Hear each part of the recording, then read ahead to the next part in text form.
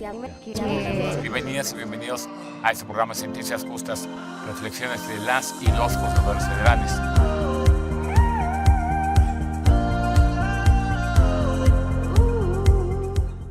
Bienvenidas y bienvenidos a este subprograma Sentencias Justas, reflexiones de las y los juzgadores federales. Soy Iván Aarón Seferín Hernández, juzgador federal. El día de hoy tenemos en este programa a una gran invitada, a la jueza Nayeli López Guevara. Bienvenida, jueza. Gracias por la invitación y gracias a ustedes por estar aquí con nosotros. Como saben, precisamente este programa está diseñado para que nos acerquemos más a la gente, para que nos conozcan, jueza. La verdad es que ha habido una historia judicial donde generalmente los jueces, las juezas, magistrados y magistradas, no nos acercamos al público, no tenemos una interacción. Estos espacios se crean para eso precisamente, con apoyo de la Comisión de Derechos Humanos del Estado de México, precisamente para el efecto de que se sepa cómo se difunden y cómo se llevan a cabo la protección a derechos humanos en la vía judicial. Por eso también se agradece de manera preponderante a la Asociación de Juzgadoras y Juzgadores Federales, la JUFET, para la participación y también el apoyo de este programa. Y por otro lado, la Comisión de Derechos Humanos del Estado de México, con su titular, la maestra Mirna García Morón, que nos permite este espacio para que podamos difundir también la labor de protección de derechos humanos en la vía no jurisdiccional. Y bueno, en este caso en particular, la jueza, se los comento al público, que gracias por acompañarnos. Tuvimos una pequeña pausa por razones de mi cambio de adscripción, pero estamos aquí renovando ya otra vez y volviendo otra vez con el programa. Agradecemos al público que nos sigue de manera quincenal, ahora en adelante, con el programa para que puedan también tener efectividad lo que queremos hacer nosotros, que es que nos conozcan. Entonces, gracias a ustedes por el apoyo, gracias por estar siempre al pendiente de lo que nosotros publicamos, es la labor que buscamos. La jueza, déjenme les comento, es de nuestras juezas más jóvenes, de las más, innovadoras ante esta cuestión de derechos humanos. Tiene ella, como todos los juzgadores, una gran trayectoria académica. Ella es maestra en Derecho, es licenciada desde luego en Derecho también, está próxima a doctorarse, tiene especialidades, tiene cursos, tiene una gran proyección y un perfil académico bastante interesante, que es el que se requiere para ser juzgador. La experiencia para ser juzgador es de muchos años, de dedicarnos a esto, de vivir prácticamente en la función judicial, para que nosotros podamos tener mayor profesionalismo y la gente nos vaya, de alguna manera, tengan en este caso, en particular con el desarrollo profesional y personal, tengan la garantía de que un juzgador tendrá el perfil precisamente para llevar a cabo este tipo de actividad. Entonces, vamos a ver su semblanza para conocer un poquito más de ella. Corre video.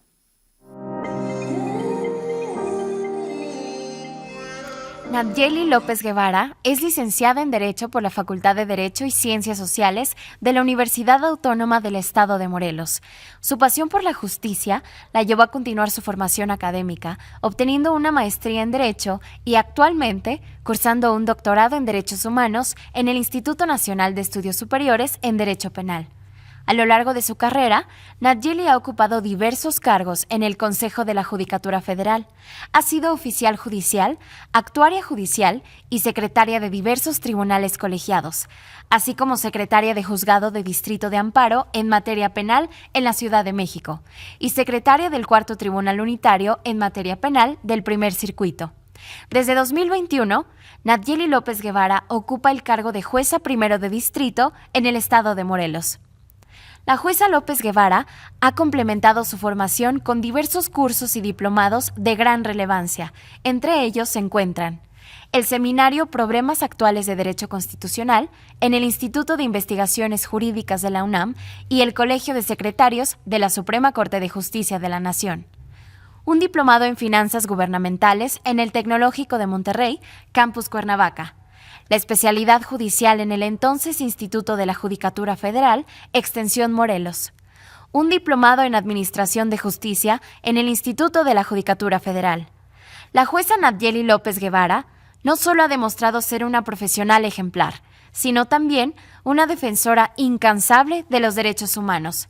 Su dedicación y compromiso continúan inspirando a todos aquellos que buscan la justicia y la igualdad en nuestro país. Pues la trayectoria bastante interesante, y precisamente de este perfil es que hoy nos trae un asunto muy interesante, les va a gustar mucho, y de antemano, Nayeli, te felicito por esta decisión. Es una decisión realmente justa, pero sobre todo bastante importante en el ámbito de protección de derechos humanos. Tenemos a una persona, una mujer, que tiene una discapacidad, una cuestión de discapacidad es importante mencionarlo. Ya tenemos un gran avance en materia de derechos internacionales y también en materia de derecho interior, y hay una ley general que regula estas situaciones.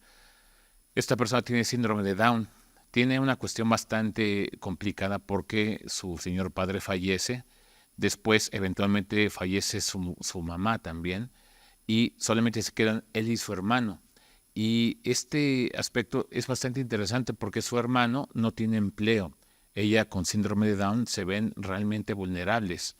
Entonces ella tiene, su padre tenía una legitimación, él era derechohabiente en el IMSS para poder recibir atención médica. Ella también era beneficiaria e incluso con una declaratoria de discapacidad al respecto.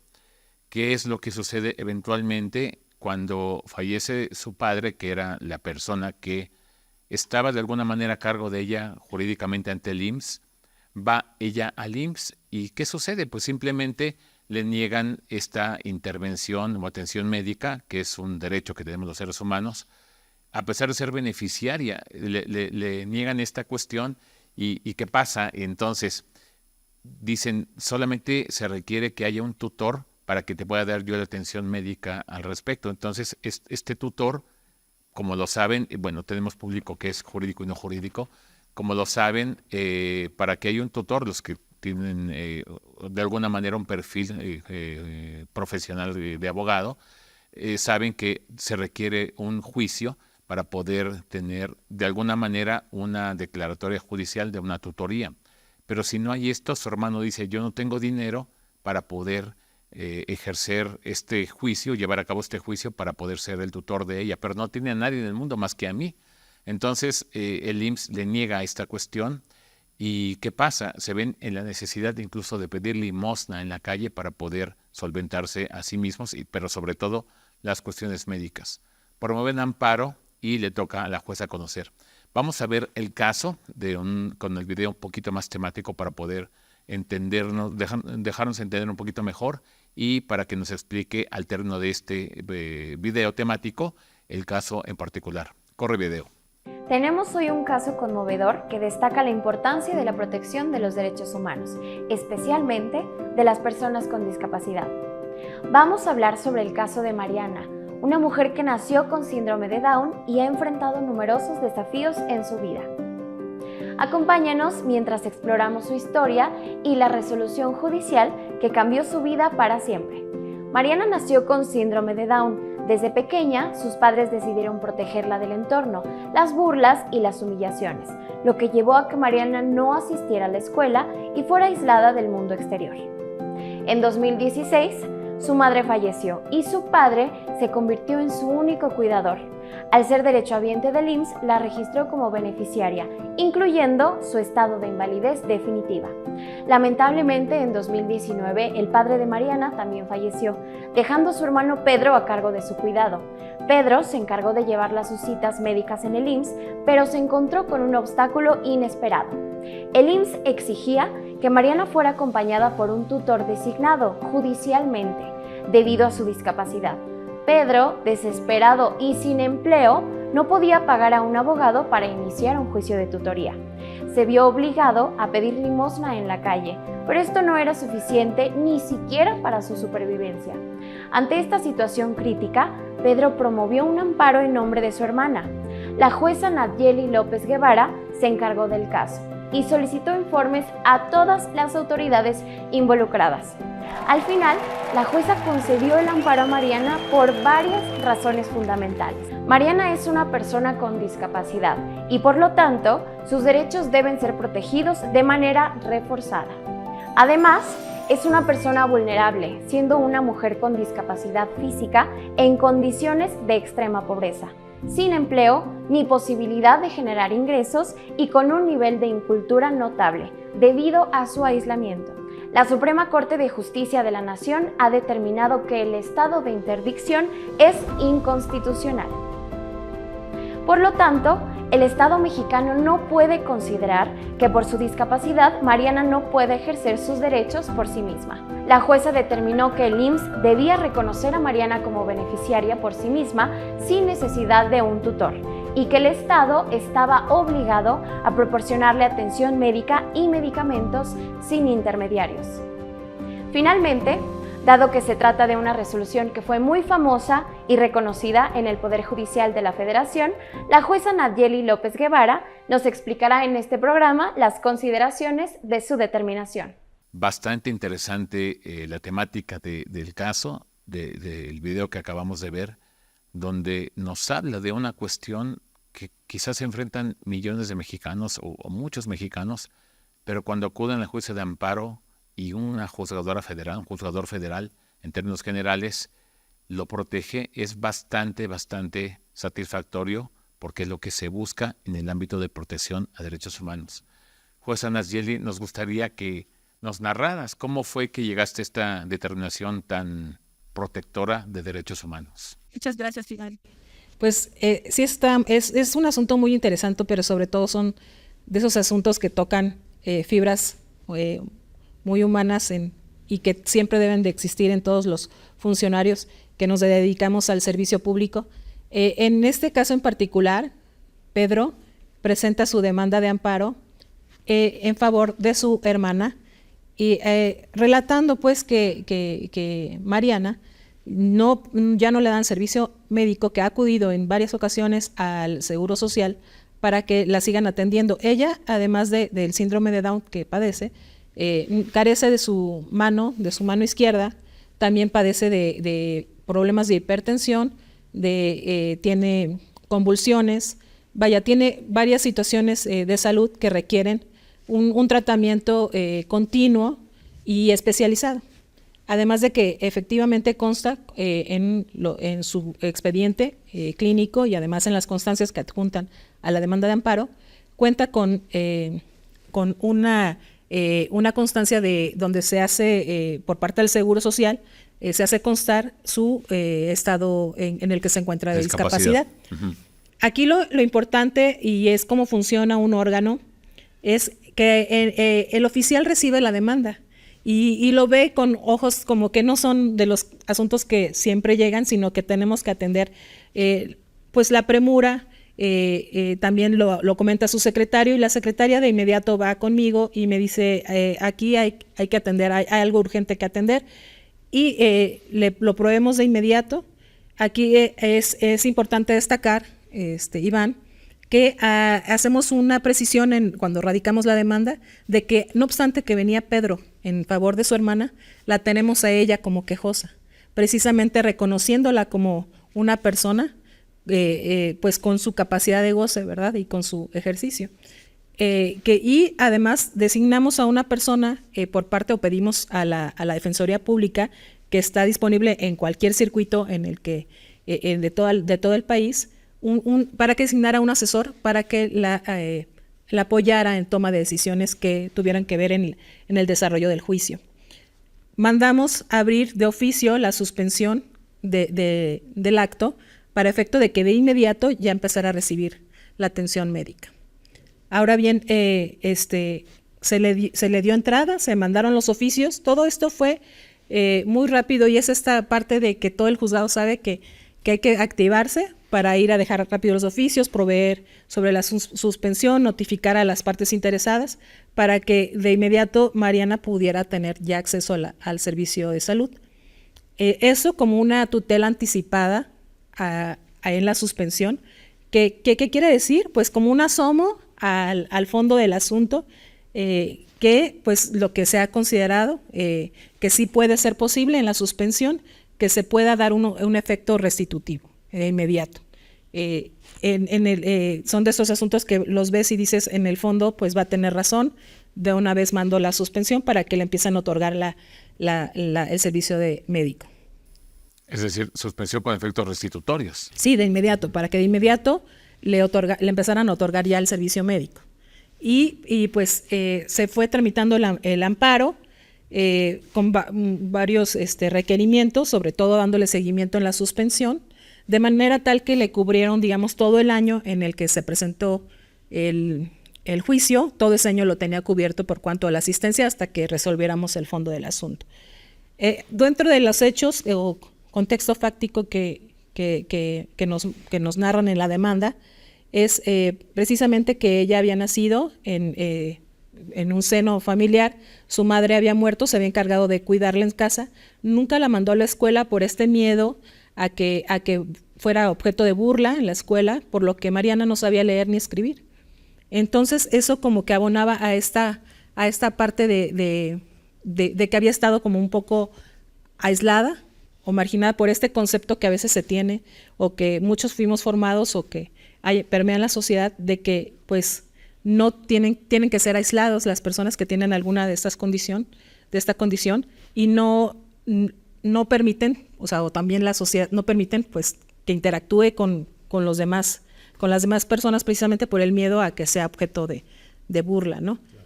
Muere el padre, muere la madre, y a los años muere el padre de quien estaba a cargo Mariana. Cuando muere, finalmente su hermano es el que asume su cuidado. Sin embargo, pues Pedro carece de recursos económicos para estar sufragando todos las medicinas y la atención médica que ella requería. Está bastante interesante este punto. Y a final de cuentas, Nayeli, ¿cómo aterrizó el amparo? ¿Qué fue lo que se concedió? Sí, aquí se concedió el amparo de la Protección Federal, diciéndole al Seguro Social que tenía que actualizar la vigencia de sus derechos y también que se le siguiera brindando atención médica. Se hizo un estudio con un panorama de toda la normativa que se cuenta internacionalmente y también nacional. Ahora sí que tenemos una amplia gama ya a estas alturas de cuerpos normativos que nos dan sostén para tomar estas decisiones. La Corte cuenta con muchos protocolos en diferentes materias, de migrantes, de perspectiva de género. En este caso también lo hay para las personas con discapacidad. Este fue uno de nuestros sostén jurídico, también la Convención sobre Derechos de Personas con Discapacidad, informes de la ONU, también observaciones de comités internacionales sobre esta materia. Aquí también es importante destacar que lo que sostenía el Seguro Social para negar el servicio es que se tenían que ir a un juicio donde la declararan, le nombraran un tutor y solo así la iban a poder seguir atendiendo en el Seguro Social. Cuando la Corte ya dijo que no debe existir esta barrera, la Corte y todos los cuerpos normativos de que se le tiene que dar un reconocimiento a las personas con este tipo de condiciones como personas individuales, digamos, con todas sus capacidades y se disponen pues ciertas asistencias de ayuda en toma de decisiones, pero reconociéndolos como personas con sus derechos y a disfrutarlos en toda su completitud, ¿no? Entonces se hizo en el proyecto, en la sentencia ya pues ese estudio de que no es necesario que haya una declaratoria de interdicción ni que se vaya a un juicio porque es una barrera que impide el acceso al derecho a la salud. Claro. Dijiste algo muy, muy interesante y lo voy a contextualizar. Dijiste, en la demanda de amparo se le reconoció su carácter de quejosa, con una cuestión de una capacidad jurídica propia. Y bueno, por otro lado, y es importante contextualizarlo para el público que no es abogado o está empezando en la abogacía, que un estado de interdicción es porque hay un juicio civil donde un juez de esa materia va a declarar que la persona es interdicta, es decir, que tiene una discapacidad.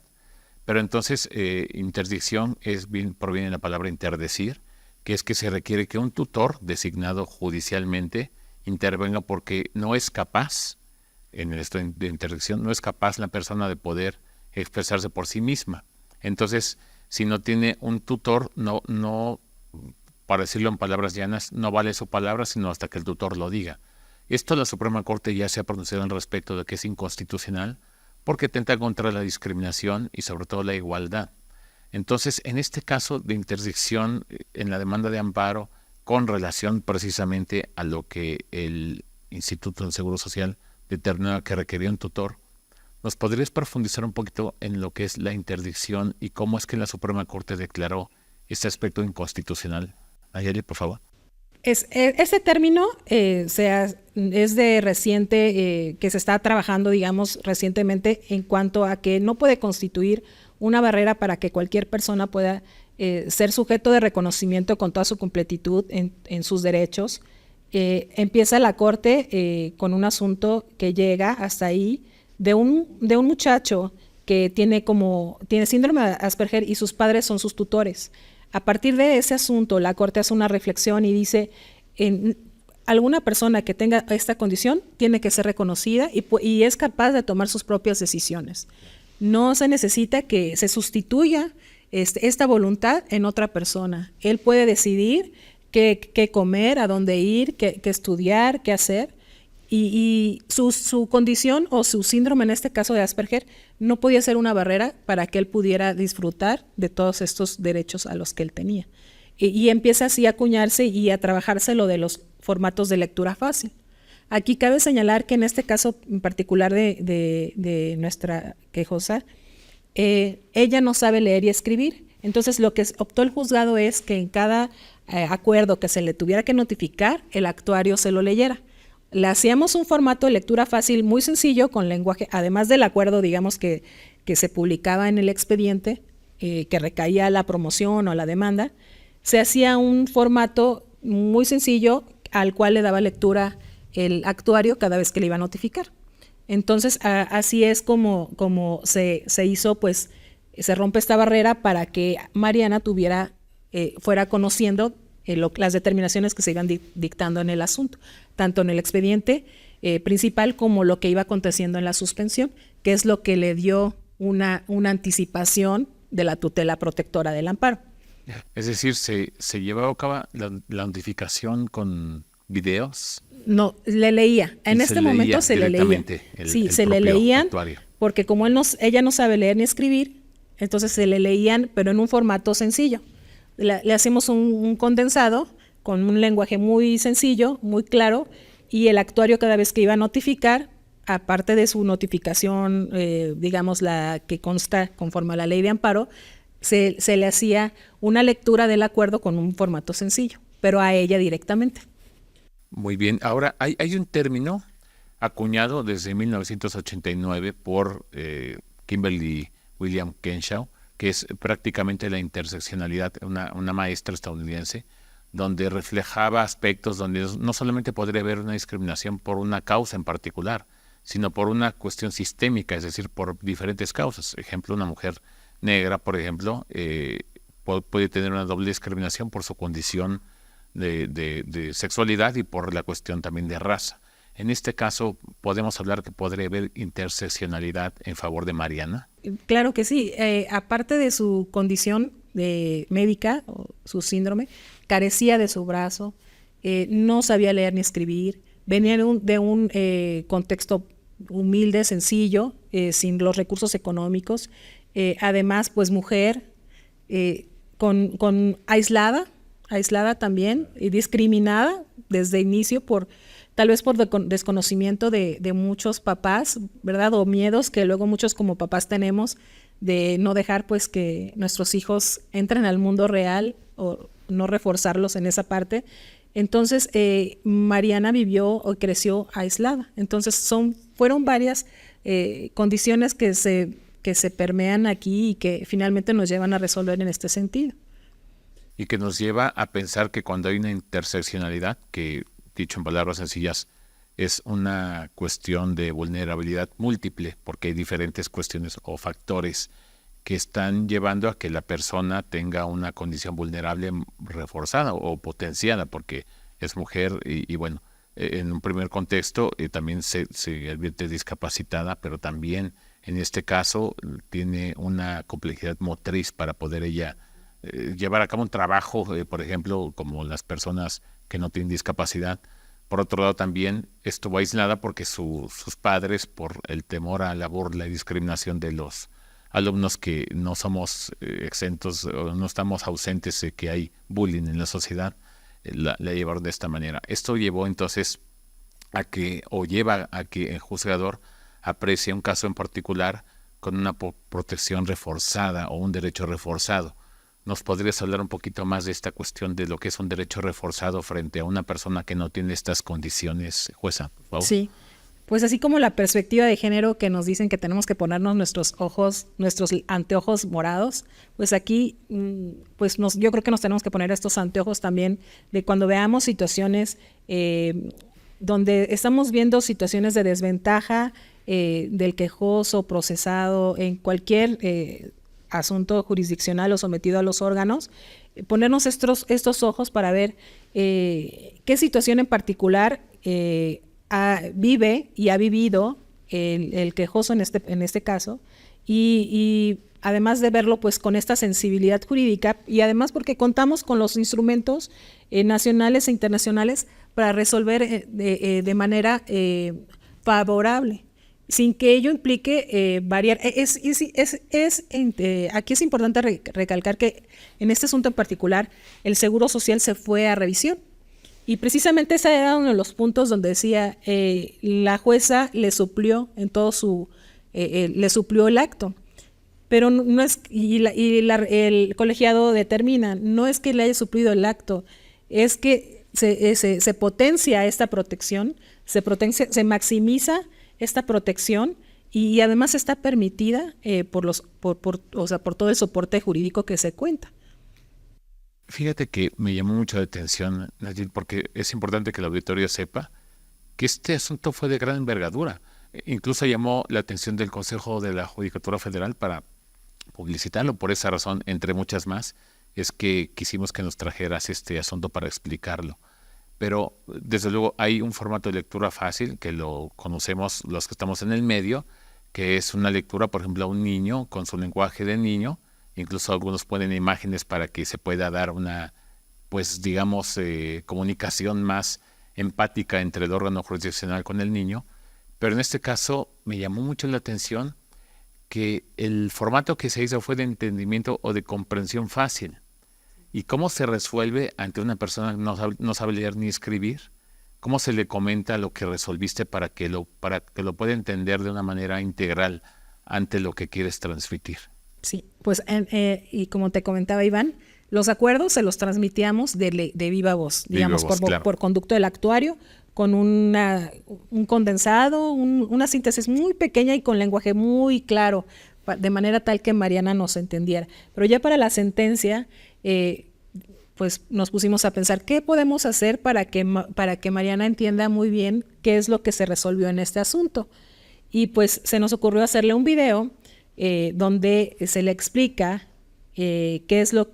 cuál fue la situación que llevó su asunto al amparo y qué es lo que el juzgado determinó. Y en este caso pues se le dice: Mariana, ya vas a recibir, ya vas a estar de alta otra vez en tu constancia de vigencia. El que no tengas a tu papá no quiere decir que ya no significa que ya no te tengan que reconocer, porque ella ya estaba reconocida. O sea, claro, ella sí recibía la atención y de repente pues saben que su papá muere y ya no la quisieron seguir atendiendo. Entonces, que esta situación de que su papá ya no esté con ella no significa que ella no va a recibir atención médica. Entonces se le hizo un video y se le mostró en la sentencia. Se ordena que se le comunique a Mariana en un formato de fácil comprensión, así le pusimos. Entonces, estos de formato de lectura fácil, que se ha dado ya mucha difusión, que todo el auditorio también pueda conocer, que no nada más se constriñe a algo leído o algo escrito, también pueden ser dibujos animados o pues tanta gama como imaginación jurídica se tenga para acercarnos finalmente al que va a ser el beneficiario de la protección constitucional. Y la verdad es que te felicito por esta innovación en el sentido de un video de comprensión fácil, ya no un formato de lectura fácil, para que la persona destinataria de la justicia entendiera íntegramente el mensaje que querías llevar a cabo.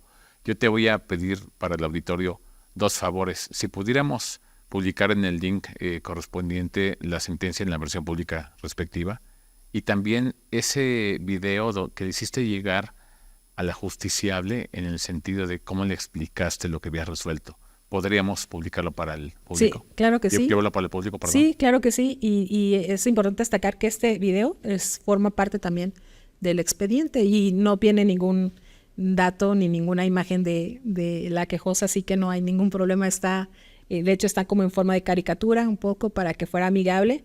Y lo que queremos nosotros como órganos jurisdiccionales es acercarnos a la sociedad. Tal vez nuestro lenguaje a veces no ha sido muy claro, pero créanme que estamos haciendo esfuerzos para tratar de transmitir lo que se resuelve día a día en los órganos. Y realmente, Nayeli, para eso estamos los juzgadores. Tenemos toda la vida estudiando, toda la vida trabajando en esto.